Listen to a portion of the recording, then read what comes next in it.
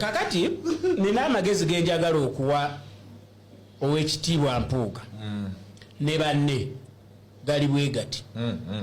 mukole buddu pata. Kampala TV 256 goye nachaje kumiddeko nja kwebaza bwebaze ya subscribinga naye wakola okusalawo okutuufa taata nabakubanga subscribinga nja kujjukiza okubanga subscribinga atera commentinga kwoteka n'okusharinga. Edisendi avuddeyo nawa Honorable Mathias Mpuuga amagezi goye nagwe tambula ne Kampala TV 256 nja kusaba endowoozayo mu comment awo wansi. Edisendi ategezeza Mathias Mpuuga mukole ekibiina kyammwe ekimanyiddwa nga Buddu Party. Wano nno musooke muzingeko ebbendobendo lya Buddu olwo mulyoke mutandula ebigere okwetooloola eggwanga lyonna. Mathias Mpuuga gye buvuddeko awo bannakisinde ekimanyiddwa nga ekya DP Block bavaayo ne bamutegeeza nga bwe bamukwasiza omulimu ogw'okubakulembera naddala mu kaweefube waabwe gwe balowooza nti wakununula eggwanga Uganda. Kati nno Mathias Mpuuga yavaayo n'abategeeza nti essaawa eno abadde tanneeteekateeka naye ekirowoozo kyabwe ajja kukitunulamu. Kati ne wano Edisendi ono nno ng'atunulira nnyo entertainment mu ggwanga Uganda avuddeyo nawa Mathias Mpuuga amagezi singa baba bakutandika kibiina basooke bazingeko ebbendobendo ly'e Buddu. Nja kusaba gwe ali Kampala TV 256 endowooza yo kugiteeka mu comment awo gw'olowooza ki Mathias Mpuuga kugana amagezi ge bamuwadde kinaasobola okumuyamba okumubbulula obeera kyongera kumusindikayo naddala n'abantu okwongerera ddala okulaga nti Mathias Mpuuga takyalina kyabagattako yadde. Nja kwebaza bwebaza subscribinga commentinga ate era sharinga. Kakati nina amagezi genjagala okuwa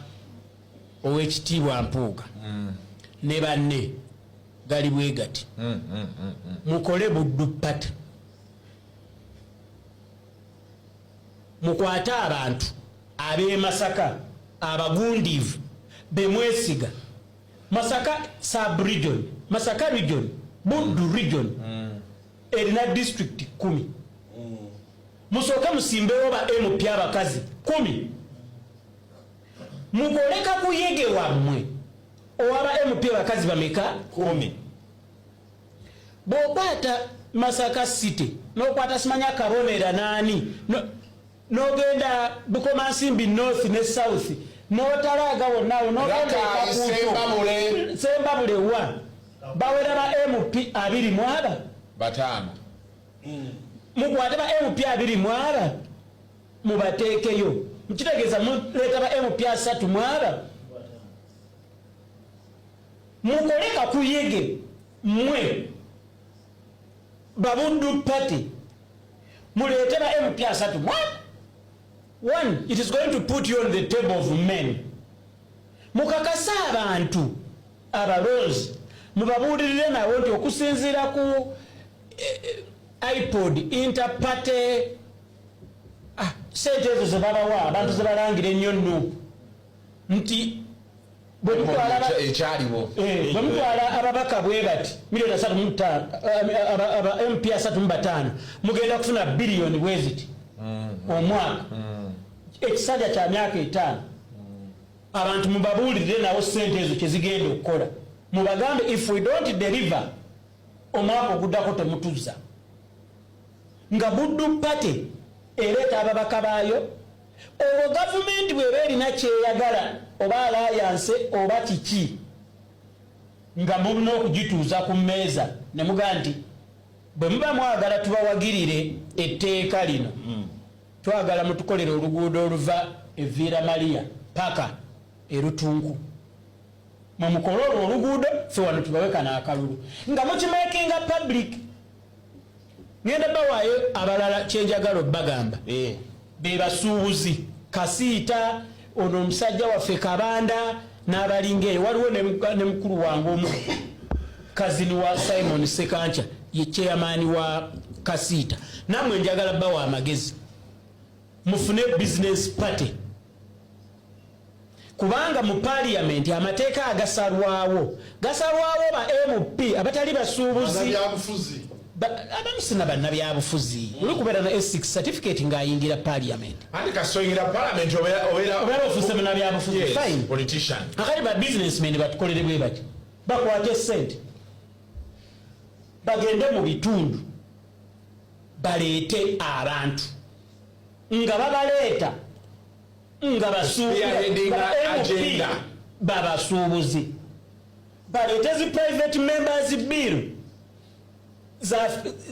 ku mateeka nga omusolo gwa VAT ogwa income tax nebyakoze bitya babeere babeera mu parliament abasuubuzi balina sente okiraba bebafuga ebyobusuubuzi bw'eggwanga beekuŋŋaanya baleete aba MP baabwe 100 bwe babaleeta 100 bajja kubanga it's a big block buli gavumenti lwejja naega nti abaaye tubadde tuteesaayo kino nga bagigamba sooka okendeeze ku VAT MP abeera ne access to any minister in the government kyanguwa MP okugamba minisita nga yakava ku fulo bali awo mu lukuubo tinjagala side ba waliwo ekintu bwekiti ne bwekiti yeeta omusuubuzi asaba appointment ayita mu personal assistant okutuuka ku Honorable Matia Kasaija ago magezi nga bawadde Honorable Mpuuga mukole buddu party abasuubuzi mukole business party ekyo kiri ludda wali aja kubuza ekyo kiwaliyo kirabyewa ebungereza waliyo farmers party ebane MP ogu waliwo aba environment bafuna chance bafunayo omuntu ogu omanyere omukyakola yabeera ali ku ekyo kyabalimi oba kya environment nga ye buli lwasituka nga boolaba lukyamuzi bwe yalinga agezaako ennyo ku environment